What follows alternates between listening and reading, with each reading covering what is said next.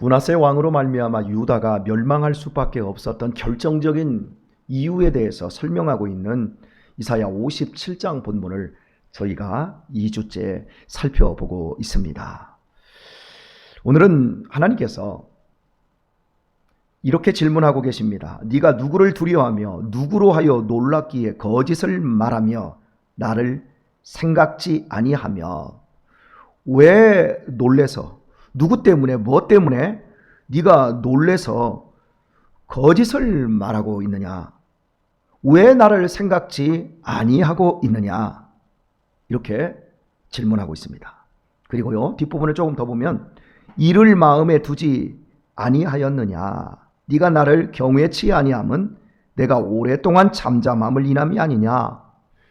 너희들이 나를 잃어버리고 또 나를 경외하지 않는 이유, 정말 두려워해야 될 대상은 나인데 너희가 나를 두려워하지 않는 건 내가 오랫동안 잠잠하기 때문이 아니냐? 이렇게 하나님이 역으로 강하게 질문을 하고 계십니다. 일종의 조롱이자 또 굉장한 이 징계의 말씀, 이런 걸 담고 하시는 표현이라고 할 수 있겠습니다.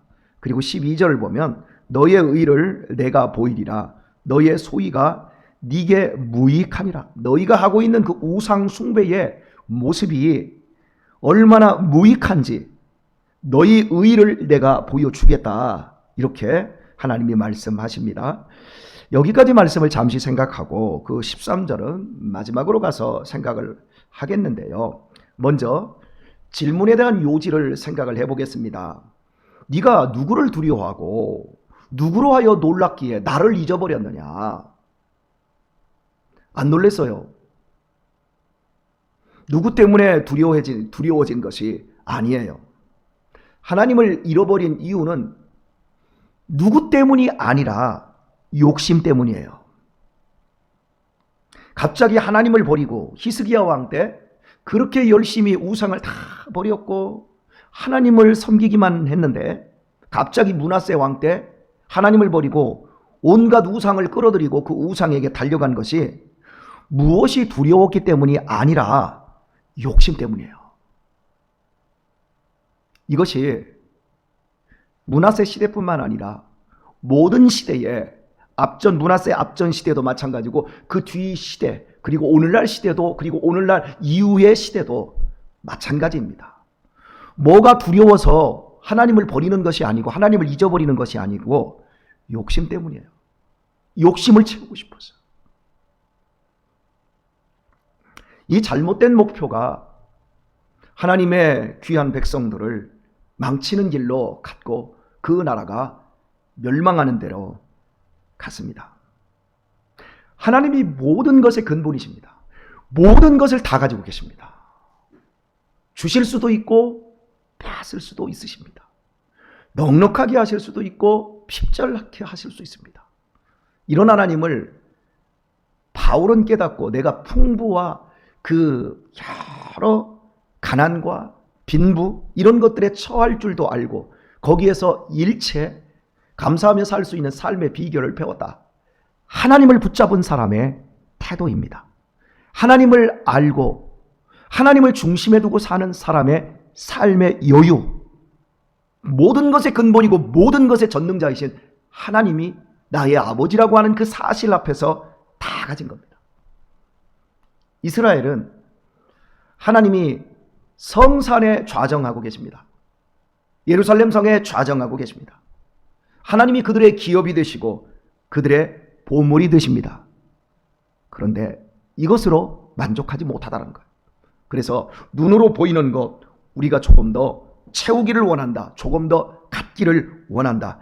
그래야 내가 조금이라도 이 세상에서 더 잘 살 수 있다라고 하는 이 생각이 인간이 죄로 말미암아 범죄한 후에 지금까지 생긴 모습입니다. 원래 범죄하기 전에 인간의 모습은 사랑, 온유, 나눔, 이런 것들이 인간의 정체성이었는데 죄로 말미암아 비틀어져 버리니까 내 욕심을 채우기 위해서 사랑은 오히려 미움으로 바뀌어 버렸어요. 온유함은 아주 사악함, 이런 것들로 바뀌어버렸어요. 그래서 하나님의 말씀이 붙잡고 있을 때만 사람은 하나님의 원래의 모형의 모습을 갖게 되어집니다. 그러나 하나님을 떠나는 순간 그 어떤 누구도 인간은 자기의 욕심을 채우다가 스스로가 패망하고 스스로가 부끄럽게 되어지는 자리로 가게 되어지지요. 그래서 하나님께서 너의 의의를 보이리라. 너의 소위가 무익하니라. 여러분, 무익하다라는 것, 전도서에서는 헛되고 헛되며 이렇게 말합니다. 우리가 세상을 살아가면서 조금 더 높은 자리, 조금 더 많은 것 누리려고 하잖아요. 그래봤자 밥 새끼예요. 높아봤자 얼마를 높게 올라갑니까? 우리나라에서 제일 높은 빌딩, 제2 롯데월드, 그 500m도 못 올라가요. 올라가봤자 거기에요. 우리나라에서 제일 높은 권력의 자리 5년 올라가고 나면 내려와서도 잠 못 자요. 감옥 가든지. 부끄럽지요. 고지대론이라는 게 있어요. 모든 인생이 고지대를 올라가기를 원해요. 이 고지대를 올라가기를 원하는 건 전쟁에서 온 거예요. 인류 역사의 모든 전쟁은 고지대와 저지대가 있어요. 고지대를 점령한 쪽이 훨씬 싸우기가 유리해집니다. 몇십 배 유리해집니다. 고지대가. 그래서 고지대를 올라가려고 해요. 그리고 이 고지대의 싸움은 우리의 일상에서도 이루어집니다. 조금 더 올라가면 유리하죠. 그래서 소위 요즘 아이들 말로 피 터지게 공부하고 피 터지게 일하고 피 터지게 사업하고 그게 올라가는 거예요. 그래서 이루는 게 뭐예요? 결국 고지대에 올라가 좀 돈 남보다 더 많이 벌 수 있고, 아니 몇십 배 더 벌 수 있어요. 몇백 배 더 벌 수 있어요. 그 고지대에 올라가는 거예요. 그리고 남들보다 더 많은 것을 가지고 누릴 수 있어요. 그래도 끝에 가면 그게 더 미친 짓 했지.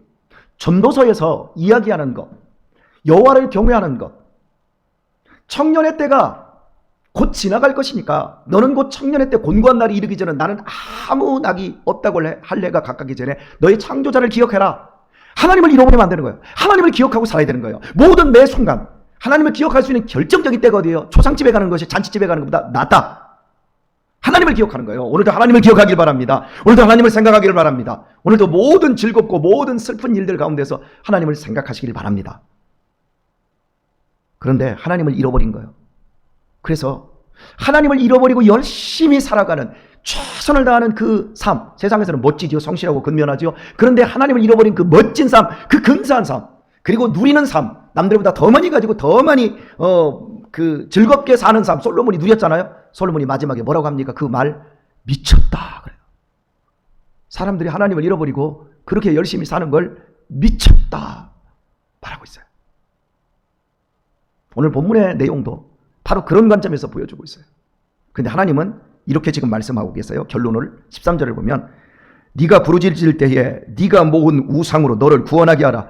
네가 그렇게 많이 번 돈 가지고 너 한번 구원해봐. 너 죽을 때가 왔어. 너 죽을 병에 걸렸어. 현대의학으로 한번 더 고쳐봐. 너 돈 많잖아. 자, 이병철 씨, 정주영 씨, 이건희 씨, 우리나라에서 대표적으로 돈 많았던 사람들이잖아요. 그분들 다 어떻게 죽었어요? 다 현대의학으로 할 수 없어요. 네가 모은 돈 가지고 한번 해봐. 하나님이 이렇게 비우고 계세요. 모든 인생에게 닥치는 환난입니다.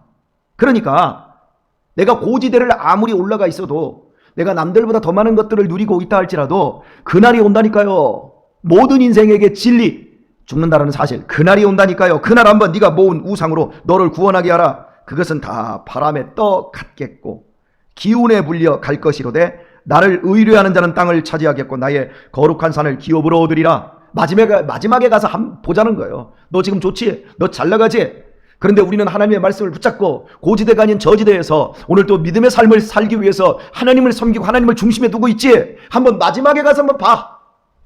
마지막에 가서 너 어떻게 되나 봐. 저는 이 시간에 우리 성도님들에게도 선포하고 싶습니다. 믿음의 삶을 훌륭하게 살아가는 우리 성도님들과, 믿음의 삶을 건성건성 살아가는 우리 성도님들과 마지막에 가서 한번 보세요. 주님 앞에 가서 한번 보세요. 무섭지 않습니까? 저는 이 생각하면 무서워요. 이 모습으로 우리의 모습이 결정되지 않아요. 제가 여러분들보다 조금 높은 자리에 있어요. 그 여러분보다 조금 높은 자리에서 설교하고 여기 있거든요. 그런데 조금 높은 자리이고 40cm도 안 될 것 같아. 그런데 제가 제일 높게 느껴져요. 웃긴 거지요. 제가 설교하면서요, 여기서 설교하는 거와 여기서 보는 것이 여러분 다르다는 거 아세요? 희한합니다. 사람은 높아질수록 겸손하기가 어려워져요. 많이 가질수록 어려워져요. 그런데 이 생각을 해야 돼요. 꼭 마지막 날, 분명히 그날 온다는 거. 지난 토요일이었습니다. 복음이 아니고요. 셀 세미나를 이제 하기 위해서 우리 유신이와 함께 집에서 걸어서 여기 오는데, 유신이가 한 3분의 1 지점쯤 왔을 때 아버지가 저한테 물어요. 아버지는 왜 주식을 안 하세요? 아버지는 왜 부동산 같은 걸 안 하셨어요? 아버지 머리로 보면 아버지 하시면 잘 할 것 같은데요. 왜 안 하세요? 왜 안 하셨어요? 그 말에, 그 질문 속에는 조금 불만이 좀 있는 것 같아요. 또 올해 12월 달이면 집을 비워줘야 되고 뭐 이런 어려움들이 있지 않아요? 얘도 이제 그걸 피부로 느끼는 거예요. 아버지가 결코 돈을 못 벌 사람은 아닌 것 같은데 왜 아버지는 그런 걸 안 하세요? 그게 죄예요? 라고 이렇게 물어요. 그래서 제가 설명을 좀 해줬습니다. 주식을 통해서 아이디어를 가진 기업이나 개인들이 자본을 모아서 사회를 이롭게 하고 다른 사람들에게 유익을 주기 위해서 땅을 사고 공장을 짓고 제품을 만들어내는 거, 이 모든 과정은 좋은 것이다. 그런데 본래의 주식의 목적이 바뀌어버렸다. 무조건 돈을 벌기 위해서 주식을 조작하는 세력들과 이 사회의 상류층이 개미떼들을 잡아먹고 이런 어떤 구조적인 것들을 얘기했어요. 아버지도 그 안에 들어가서 그 짓을 해야 되겠니? 아버지 목사잖아. 사람마다 자기 신념이 있어. 죄는 아니야. 그런데 그것이 내 인생의 목적이 된다 그러면 아버지는 목회 못해. 아버지는 무엇보다도 내가 하나님 앞에서 이런 신념을 가진 걸 관철시키고 있는 거야. 땅은, 아버지가 부동산을 하지 않는 이유는 땅은 하나님의 것이야. 그리고 그 땅의 가치는 그 땅에서 무엇을 하나님이 우리에게 주실 수 있느냐. 그러니까 논에서는 벼라는 가치로 쌀을 얼마를 주실 수 있느냐. 밭에서는 이 밭이 생강밭이면 생강을 통해서 얼마를 주실 수 있느냐. 우리에게 주시는 그 가치로 땅은 계산되는 거야. 그런데 땀 하나 안 흘리고 돈 있는 사람들이 그걸 가지고 하나님의 가치가 아닌, 생명의 가치가 아닌 돈의 가치로 그걸 바꿔버렸어. 그래서 강북의 아파트가 지난 5년 전에 14억짜리가 지금 48억이 가. 그리고 그 48억 가는 그 나머지 차액이 4년 만에 그렇게 됐어. 그리고 그 사람들은 그걸 능력이라고 생각해. 그런데 진짜 집이 필요로 한 사람들이 그 집을 살려고 하니까 살 수가 없어. 눈물을 흘려. 아버지가 그 짓을 해야 되겠니? 아버지는 목사야. 그리고 결정적으로 유신아, 우리는 이 세상이 우리의 집이 아니야. 여기를 거쳐서 천국을 향해 가는 거야. 우리가 국토종단하면서 잠깐 갔다가 집으로 돌아오는 것처럼 우리는 하나님 아버지로, 하나님 아버지 집에 영원히 가는 그 길에서, 순례자이고 이 길에서 하나님의 의를 행하고 하나님의 말씀을 따라 하나님의 성품을 닮은 그 사람으로 변해가는 것. 그래서 인생은 소유를 움켜쥐는 과정이 아니라 진리를 내 삶으로 배워가고 살아내는 과정 속에 있는 거야.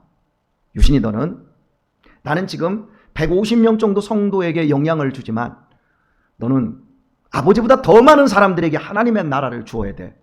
네가 농업연구관이 되려고 생각하고 있지? 그렇다면 공부 열심히 해. 최선을 다해. 너를 위해서 하지 말고 다른 사람을 위해서 식량 위기 문제를 해결하고 더 많은 사람들에게 유익과 배고픈 사람들에게 밥을 줄 수 있는 그런 사람이 되기 위해서 공부를 해야 돼. 그래서 아버지가 150명 정도밖에 영향을 못 끼쳤고 너희들 3명밖에 입양을 못했지만 너희는 더 많이 할 수 있는 영향력 있는 사람이 되어야 돼. 그러려면 공부도 하고 네가 가고 싶은 대학이 있다면 서울대학이라도 하버드라도 가. 그리고 그렇게 실력이 갖춰지면 아버지가 너한테 땅 한 평 주지 못하고 돈 못 주더라도 네가 실력만 가지면 나라에서 너를 쓸 것이고 어디서든지 너를 불러. 네가 땅이 없어서 농사를 못 지을 거라고? 괜찮아. 농사 지을 사람 없어. 실력이 없어. 그러면 저 러시아 땅에 가서도 우크라이나 땅에 가서도 농사를 지을 수 있고 너 어디서든지 할 수 있어. 실력만 갖춰. 이런 얘기로 나아갔어요. 여러분, 오늘 우리가 가진 헛된 욕심이 우리를 망치고 자식을 망칠 수 있어요. 우리가 거듭남이 뭐예요?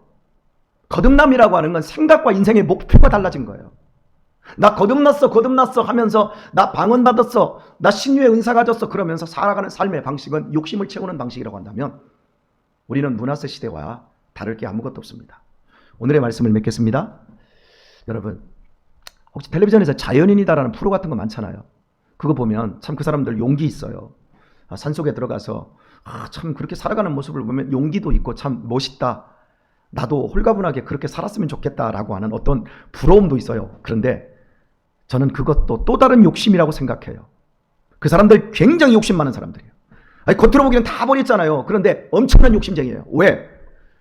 여기 도시에서 사는 사람들이나 산속에 처박혀서 혼자 사는 사람들이나 이기적인 거라는 건 똑같은 거예요. 그 산속에 처박혀서 그렇게 들어오신 그 자연인들을 가만히 보면요, 가족들이 다 있어요. 그런데 그 가족들은 내팽개쳤어요. 왜? 자기 혼자 좋으려고 그렇게 들어와 있는 거예요. 오늘 우리가 이 삶에서 분투하면서 피 터지게 살아가는 이유가 뭐예요? 나 혼자 좋으려고, 내 가족만 좋으려고 그 이기적인 걸 못 넘어가요. 그러나 그리스도인은 최소한 그걸 넘은 사람인 거예요. 나만 잘 먹고 나만 편하고 살기 위해 사는 게 아니라 교회 와서 아유 밥하기 힘들어. 지금 다른 교회들 우리 북부시 차례 우리 96개 교회 중에서 지금 5월 첫째 주부터 밥하는 교회는 우리 교회 하나밖에 없어요. 지금 그리고 여기 평택 중복교회가 밥하기 시작했더라고요. 그리고 북부시찰례에서 지난주에 우리 지금 밥하는 교회 있습니까? 하고 다른 목사님이 올려놨어요. 그런데 왜 밥을 못하고 있느냐? 밥을 안 하려고 한대요, 성도들이. 너무 편해졌거든요. 그래서 우리는 우동 먹읍시다. 우리는 컵라면 먹읍시다. 그러고 있는 거예요. 여러분, 우리가 교회까지 와서 나 편하게 신앙생활 할래.